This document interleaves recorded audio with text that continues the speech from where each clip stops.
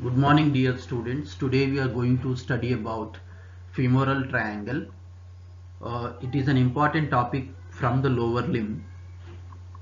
So before we proceed for the definition of femoral triangle and other details, let me tell you what is the purpose of studying this femoral triangle.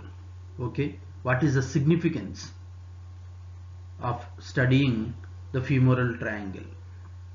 See, number one, there are various reasons to study the femoral triangle. Among them, number one is the femoral pulse. We have femoral artery, one of the content in the femoral triangle. So femoral pulse can be palpated in this region. Okay, number one. Then it is the site of the femoral hernia. The femoral triangle is the site of femoral hernia, and it is a site for ligating the great saphenous vein. As you can see in this picture, it is a superficial vein of the lower limb, the great saphenous vein. So it is a site for ligating great saphenous vein. In case of the disease which is known as varicose veins operation. Okay, so varicose veins, during the operations of varicose vein, we will ligate this great saphenous vein.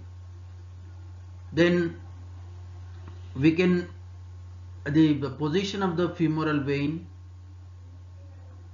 is located here. Okay, so by pulsating the femoral artery, you can also feel the position of the femoral vein, which is lateral to the femoral artery. Okay, next, see, there are other differential diagnosis we can make at the femoral triangle. Like, there are some pathological conditions developing from structures in the region of the femoral triangle. Now, what are the anatomical structures we can see here? First, you see the skin and soft tissue. So skin and soft tissue, what is the pathology related to the skin and soft tissue here? There is a lipoma, sometimes there is a formation of sebaceous cyst or the sarcoma. Okay, and the femoral artery, we have there will be aneurysm of the femoral artery. Okay, then we have saphenous vein. There is a varicosity of the saphenous vein. Then we have femoral nerve with its branches. So disease related to the femoral nerve is neuroma. Then femoral canal also we have in this region, which is responsible for the femoral hernia. Then there are some lymph nodes are there in this region. So inguinal lymph nodes we say. So these lymph nodes inflammation leads to lymphadenopathy. So these are the anatomical structures and the pathological conditions which can be seen at this region. So this is the purpose of studying the femoral triangle. Okay, in further slides I will be discussing about the definition of femoral triangle, and we will talk about the extent of the femoral triangle and the contents of the femoral triangle. Remember one thing, students, the contents we are not going to discuss in detail, because for each content you have a separate class. Like femoral artery, you have separate class which will be taken by our HOD madam, so that will be discussed separately. Remaining things we will be discussing in detail. Let us start with the definition of the femoral triangle. Femoral triangle is a depression below the inguinal ligament. So where is the inguinal ligament? You can make out here. This is the inguinal ligament extending from the anterior superior iliac spine to the pubic symphysis. Okay, to the pubis. So below the inguinal ligament, it's a triangular depression below the inguinal ligament. Okay, its apex is directed inferiorly. So this is the apex of the femoral triangle, as you can see in this picture. So apex is directed inferiorly, and it is present at the upper 1/3 of the front of the thigh.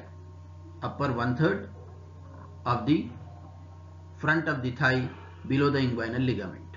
Okay. Let us discuss the boundaries of the femoral triangle. Femoral triangle, laterally it is bounded by medial border of sartorius. As you can see, this is the muscle, the sartorius. So laterally it is bounded by medial border of sartorius. Medially by medial border of adductor longus. This you have to remember. Medially bounded by medial border of adductor longus, not the lateral border. Okay. Then the floor of the femoral triangle, it is formed from medial to lateral side by the adductor longus, then the pectineus, the psoas major and iliacus. So this is from medial to lateral side, or from lateral to medial side you can say that the iliacus,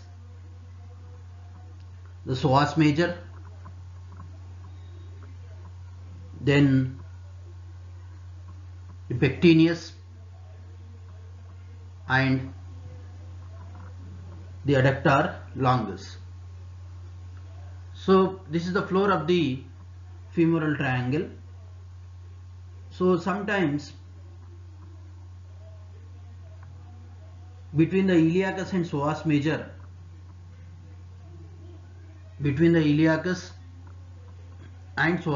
intervenes the trunk of the femoral nerve. Okay. So this is about the floor of the femoral triangle and the lateral boundary and the medial boundary. The roof of the femoral triangle, it is formed by the fascia lata. Fascia lata you might already know, you have studied in the previous class. So it forms the roof of the femoral triangle. The base of the femoral triangle, it is formed by the inguinal ligament. You can see here, this is the inguinal ligament extending from anterior superior iliac spine to the pubis. Okay. The apex is formed by, this is the apex of the femoral triangle. It is formed by meeting point of sartorius and adductor longus. And this apex, it is continuous below with the adductor canal. So adductor canal is a separate class you have. So this is the apex of the femoral triangle. The base of the femoral triangle is formed by inguinal ligament. This is the lateral boundary and this is the medial boundary. The roof is formed by fascia lata. The floor is formed by these muscles, adductor longus, pectineus, psoas major and iliacus, from medial to lateral side. Okay. So if a sharp knife penetrating deeply through the apex, it involves beneath the fascia lata the following structures from superficial to deep. So you have the femoral artery, the femoral vein, adductor longus and profunda femoris vein and profunda femoris artery. So when you penetrate a sharp knife deeply through the apex, so it involves the following structures, okay, which I have told you, that femoral artery, femoral vein, adductor longus, profunda femoris vein and profunda femoris artery.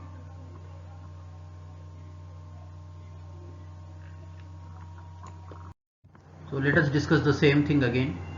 Base is formed by the inguinal ligament. The apex is formed by the meeting point of the adductor longus and the sartorius, which continues as the adductor canal. Okay, floor, I've already told you that it is formed by various muscles. From lateral to medial side we can say the iliacus, psoas major, pectineus and adductor longus. Roof of the femoral triangle, it is formed by the fascia lata, which is having saphenous opening. Okay. So in this slide we can make out the base is formed by the inguinal ligament. The apex is formed by meeting point of sartorius and adductor longus, which continues as adductor canal. Then the lateral boundary, it is formed by medial border of sartorius, and the medial boundary, it is formed by medial border of adductor longus. So this is the medial border of adductor longus. The superficial fascia overlying the roof includes superficial branches of femoral artery and accompanying veins. We will see what are the superficial branches of femoral artery and the accompanying veins. Then upper part of great saphenous vein we can see in the superficial fascia, and superficial inguinal lymph nodes, femoral branch of genitofemoral nerve, and the branches of ilioinguinal nerve. So these are the structures which can be seen in the superficial fascia of the roof of the femoral triangle. The inguinal ligament, which is forming the base of the femoral triangle, it acts as a flexor retinaculum, which we studied at the upper limb, right? So supporting the contents of femoral triangle during flexion at the hip joint. Okay, the flexion at the hip joint. So it supports the contents of the femoral triangle. So this is the function of inguinal ligament during the flexion at the hip. So you have to remember the contents in the superficial fascia of the femoral triangle, femoral artery branches, superficial branches of the femoral artery and the accompanying veins. Then upper part of great saphenous vein, some inguinal lymph nodes, and femoral branch of genitofemoral nerve and branches of ilioinguinal nerve. So let us discuss the contents of the femoral triangle. The primary contents in the femoral triangle, we have femoral artery, femoral vein, and femoral nerve, and there are some deep inguinal nodes. Then we have lateral cutaneous nerve of thigh. In addition to these structures, femoral triangle also have the femoral branch of genitofemoral nerve and fibrofatty tissue. Remember one thing, students, the femoral artery and femoral vein, so they are incorporated within the femoral sheath. Okay, the exception is for the nerve. Femoral nerve, it is not surrounded by the femoral sheath. Okay, only femoral blood vessels are incorporated by the femoral sheath. This you have to remember. Okay, so from the lateral to medial side, the structures in the femoral triangle, we have the first femoral nerve. We have femoral nerve, it innervates anterior compartment of the thigh. Okay, the anterior part of the thigh or anterior compartment of the thigh, and provides sensory branches for the leg and foot also. Okay, you have a separate class for the femoral nerve which will be discussed in detail. Okay, so for time being, you remember that this is one of the content in the femoral triangle. From lateral to medial side, we have femoral nerve. It innervates or it supplies anterior compartment of the thigh, and it provides sensory branches for the leg and foot also. Then immediately beside the femoral nerve, we have femoral artery, which is responsible for the majority of the arterial supply of the lower limb. That you must remember. So majority of the blood supply to the lower limb is by the femoral artery and its branches. Then femoral vein, we have the great saphenous vein drains into the femoral vein within the femoral triangle. Then we have femoral canal, a structure which contains deep lymph nodes and some vessels. Okay, so remember that these are the structures in the femoral triangle from lateral to medial side: femoral nerve, femoral artery, femoral vein, and femoral canal. So femoral artery, vein, and canal, they are contained within the facial compartment. So they are within the facial compartment. Femoral artery, vein, and femoral canal, they are within the facial compartment known as the femoral sheath. So femoral sheath we will discuss in detail. So dear students, we have seen the femoral triangle, its boundaries and the contents. Let us discuss about the femoral sheath. So what is this femoral sheath? Femoral sheath, it is a funnel shaped facial prolongation around the proximal part of the femoral blood vessels. Okay, proximal part of the femoral blood vessels. That means it is enclosing only the proximal part of the femoral blood vessels, that is femoral artery and femoral vein. And this femoral sheath, the green color one, whatever you are seeing here, it blends with the tunica adventitia of the vessels. Tunica adventitia is the outermost layer of the artery and vein. So femoral sheath, it is a funnel shaped facial prolongation surrounding the proximal part of the femoral blood vessels, and eventually it blends with the tunica adventitia of the blood vessels, artery and vein. So it is located 3 to 4 centimeter below the inguinal ligament. Okay. Now where this sheath has come from, the femoral sheath, from where it has come. So this sheath, it is derived from extraperitoneal connective tissue. Extraperitoneal connective tissue, in which the external iliac vessels lie in the interval between the fascia transversalis and fascia iliaca. So,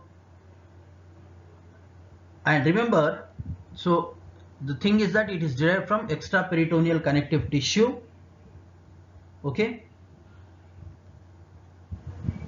of the fascia transversalis and fascia iliaca.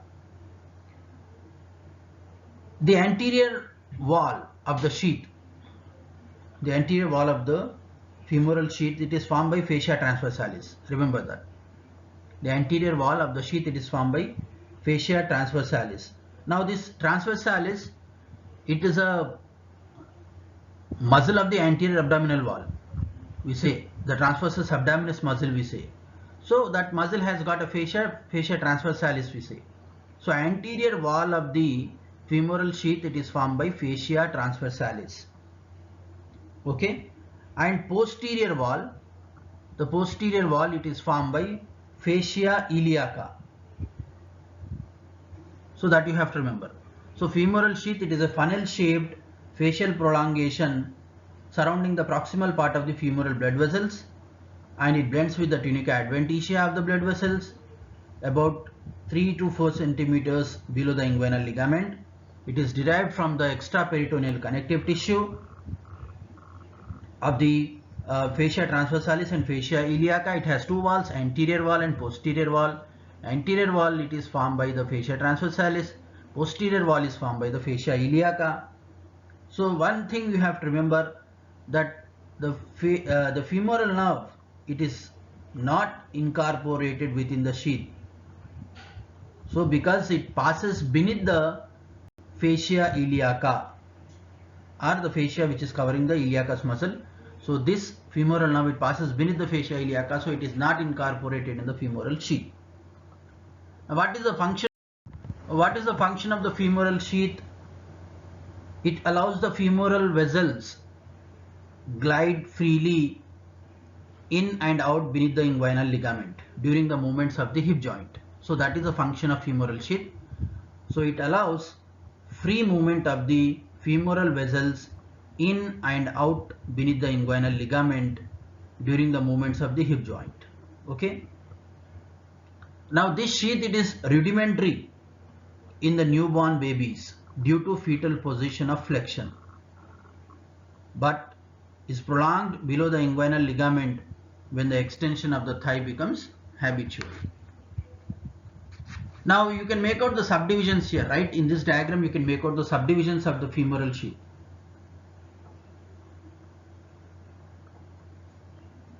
So we can see here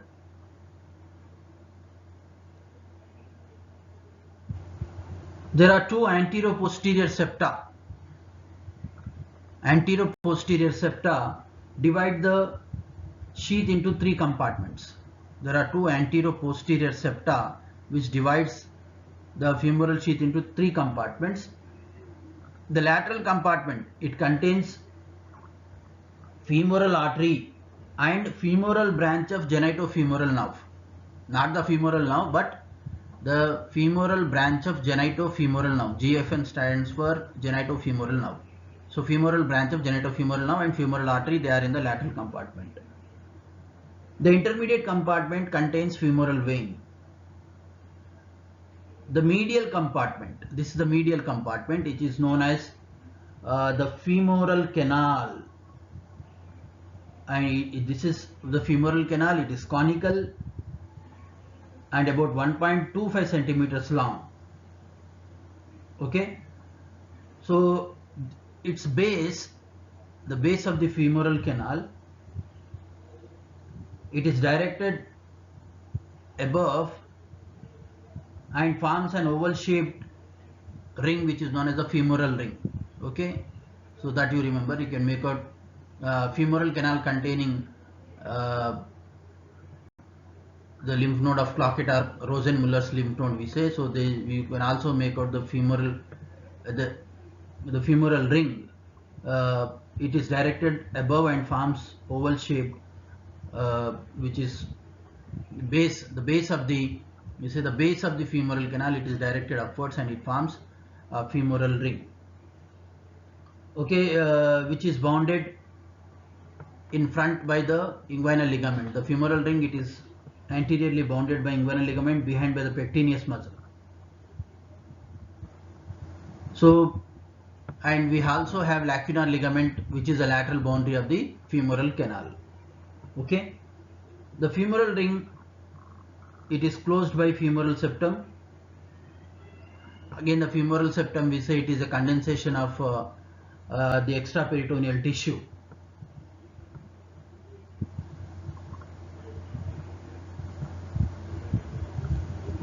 Extraperitoneal tissue, and it is this femoral ring, it is pierced by some lymph vessels, and you also make out a peritoneal depression which is known as femoral fossa. Okay, the femoral fossa also you can make out. So this is about the femoral ring. Okay, so the femoral ring, we will discuss again about the femoral. The femoral ring, it is wider in female. This is very, very important. You have to remember, the femoral ring, it is wider in females because of the greater width of the female pelvis and the narrow diameter of the femoral vessels. Hence, the femoral hernia bulging through the femoral ring is more common in females than in males. You should remember that, because the femoral ring is wider in females, so that's why the femoral hernia bulges through the femoral ring, and it more common in females than in males. So the femoral canal, it is a potential or dead space containing lymph node and some loose areolar tissue, so that this canal, the femoral canal, it allows expansion of femoral vein during increased venous return from the lower limb. Okay, so that is a function of femoral canal. And I told you that there are lymph nodes, femoral canal containing lymph nodes of Cloquet or Rosenmuller lymph nodes, we say. So what are the structures piercing the femoral sheath? So laterally, the femoral the genitofemoral nerve, femoral branch of genitofemoral nerve. Then in front, it is pierced by superficial epigastric, superficial external circumflex iliac, superficial external pudendal, which are the branches of the femoral artery, and medially by the great saphenous vein. So these are the structures which are piercing the femoral sheath. Okay, so femoral sheath is pierced by laterally by the femoral branch of genitofemoral nerve, and in front by superficial epigastric, superficial circumflex iliac, and superficial external pudendal. These are the branches of femoral artery, and medially the femoral sheath, it is pierced by great saphenous vein. Okay, so these are the contents and the various compartments of the femoral sheath. And about the femoral ring we have discussed, and femoral canal we have discussed. Okay, so again, to repeat about the femoral sheath, it is a funnel shaped facial sheath enclosing the upper 3-4 cm of the femoral vessels. I have already told you that it is splits into 3 compartments by anterior-posterior septa: lateral compartment, intermediate, and medial compartment. Lateral compartment has femoral artery and femoral branch of genitofemoral nerve. Intermediate has femoral vein, and medial has it is small and it is known as the femoral canal. Let us discuss briefly about the femoral artery and its branches. It is one of the content of the femoral triangle. It traverses the femoral triangle from the midpoint of its base to the apex. Okay. Then the artery enters downwards and medially. In the base of the triangle, it is located lateral to the femoral vein, but at the apex, it is located anterior to the femoral vein. That you should remember. So within the triangle, it gives off three superficial branches: superficial epigastric, superficial circumflex iliac, and superficial external pudendal. So these are the branches of the femoral artery within the femoral triangle. And two deep branches we have, that is profunda means deep. Profunda means deep. So profunda femoris. The profunda femoris is the largest branch of the femoral artery, and we have one more, that is deep external pudendal. So these are the branches in the femoral triangle. So you have separate class for the femoral artery where the madam will discuss in detail about the femoral artery and in detail about its branches. Okay, but whenever the question comes as a femoral triangle, you need not to elaborate the contents, only briefly you can elaborate the contents. Okay, mainly you have to write down the base, the apex, medial boundary, lateral boundary, the floor of the triangle, roof of the triangle. So these are the things which you have to write in case of femoral triangle. Contents you need not to describe. About the femoral sheath you have to write, and about the femoral canal you have to write, and so these are the things which you have to write. Okay, femoral artery is a separate question, it comes as a LAQ. Okay, you have separate class for this. I am not going into the details of the femoral artery, just how it is present in the femoral triangle and what are its branches in the femoral triangle, that we must know. Okay. Then femoral vein also is the content of the femoral triangle. Femoral vein, it accompanies the femoral artery. A vein is posterior to the femoral artery at the apex and medial to it at the base of the femoral triangle. Okay, that's the arrangement you can see in the diagram. Okay, at the apex, the vein is posterior and it is medial to the femoral artery at the base of the femoral triangle. Okay. So it receives great saphenous vein and profunda femoris vein and veins corresponding to the superficial branches of femoral artery. Okay, so it gets are nothing but it receives the tributaries of the so-called femoral vein are these: the great saphenous vein, profunda femoris vein, and veins corresponding to the superficial branches of the femoral artery. Okay, so the same these veins they drain into the femoral vein. So femoral nerve is the lateralmost content of the femoral triangle, and it is not incorporated in the femoral sheath. Okay, this also you have separate class for the femoral nerve. Okay, I will be talking briefly here. Femoral nerve is located lateral to the femoral artery outside the femoral sheath.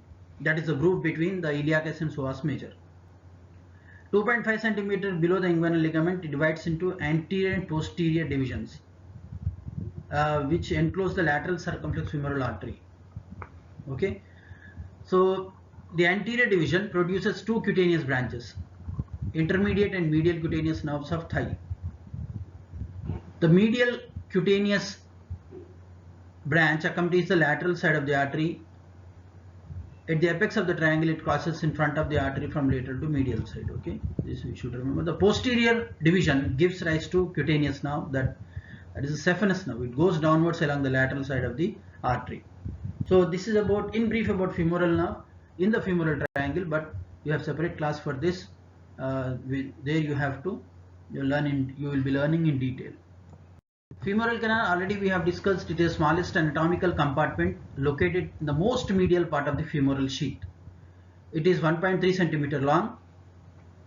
The opening of the femoral canal is located at the superior border known as the femoral ring. About the femoral ring we have discussed. Okay, femoral ring is enclosed by a extraperitoneal connective tissue layer, or you can say femoral septum. This septum is pierced by, I have already told you that the lymphatic vessels existing in the canal, and the Clockett's node is a lymph node situated in the femoral canal. About the femoral pulse, I told you in the beginning that the femoral artery crosses exactly midway between the pubic symphysis, PUBIC. The spelling is wrong here. the pubic symphysis and anterior superior iliac spine. This is also known as the mid-inguinal point, we say. That is midway between the anterior superior iliac spine and pubic symphysis. So the femoral artery crosses exactly midway between pubic symphysis and anterior superior iliac spine. Just inferior to where the femoral artery crosses the inguinal ligament, it can be palpated to measure the femoral pulse. The femoral artery crosses exactly midway between the pubic symphysis and anterior superior iliac spine. So this point is known as mid-inguinal point. Let us discuss the applied anatomy related to the femoral triangle. The femoral hernia. Hernia is defined as a condition in which part of an organ is displaced and it gets protrude through the wall of the cavity containing it. Okay, so you see, displaced organ protrudes through the wall of the cavity containing it. So in case of femoral hernia, part of the bowel pushes into the femoral canal, nothing but the intestines, let's say intestines, bowels, they pushes into the femoral canal underneath the inguinal ligament. So this creates a lump or bulge in the area of the femoral triangle, and it requires a surgical intervention for the treatment. Okay, so that is femoral hernia. So a part of the bowel or the intestines, they push into the femoral canal, and that bulging appears in the femoral triangle, which requires surgical intervention for the treatment. Femoral hernia. The femoral ring is weak. It is a weak area in the anterior abdominal wall and allows the formation of a femoral hernia. Okay, it's actually a weak area, the femoral canal, the femoral ring, so which allows the distension of the displacement of the abdominal contents. Okay, so the hernia you can make out through the femoral ring. I told you that this ring is wider in females, okay, because they have the greater width of the pelvis, so hence it is more common in females. So because the femoral ring is larger owing to the greater breadth of the female pelvis, okay, you can make out here the bulging in the femoral triangle. So this is actually the displacement and protrusion of bowels into the femoral triangle underneath the inguinal ligament. So this requires a surgical treatment, okay, to push back the contents into the abdominal cavity. The strangulation may occur due to rigid boundaries of the femoral ring. So you can make it here the femoral ring, so, and the hernial contents protruding into the femoral triangle. So the strangulation may occur due to rigid boundaries of the femoral ring, especially the lacunar ligament. That already I have told you about the lacunar ligament, you can make out. So initially the hernia is located within the femoral canal and is small, but it can enlarge by passing through the saphenous opening into the subcutaneous tissue of the thigh. So that this you should remember.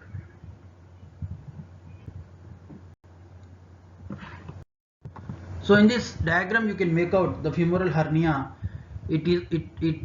It presents a globular swelling below and lateral to the pubic tubercle. So this is pubic tubercle. So below and lateral to the pubic tubercle in the region of femoral triangle. And inguinal hernia presents a pear-shaped swelling above and medial to the pubic tubercle. Above and medial to the pubic tubercle, that is inguinal hernia. So this is femoral hernia. It is present lateral and inferior to the pubic tubercle. That you should remember.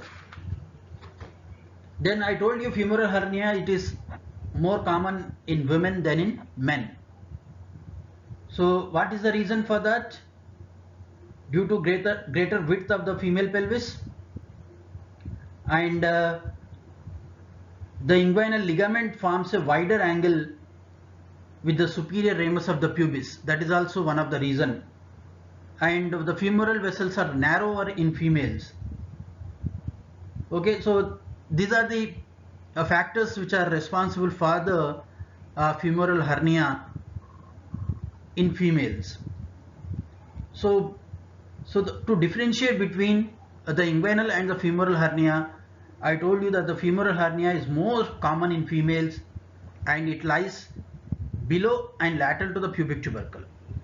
Okay, whereas inguinal hernia, it is more common in males and it lies above and medial to the pubic tubercle. So that is the difference between the inguinal hernia and femoral hernia. Okay, but in case of femoral triangle, you should write applied anatomy regarding the femoral hernia and whatever we discussed so far. Okay, so with this we have completed the femoral triangle and femoral sheath. Both are very important. Femoral sheath comes as short notes and femoral triangle comes as LAQ or sometimes short notes. You need not to describe the contents in detail if they ask you question about the femoral triangle. Okay, just you need to briefly elaborate them. But separately the contents are being asked as LAQ, like femoral artery comes as LAQ, long answer question, and femoral nerve also asked as LAQ, that is a separate question. So topics also will be taken by the corresponding teachers, okay, separately, so that you should remember. So you have to remember for this class about the boundaries and contents, about the femoral sheath, about the femoral canal, and about the applied anatomy related to the femoral triangle. Hope you have understood this class, and if you have any clarifications you can text me. I will clarify your doubts. Thank you very much.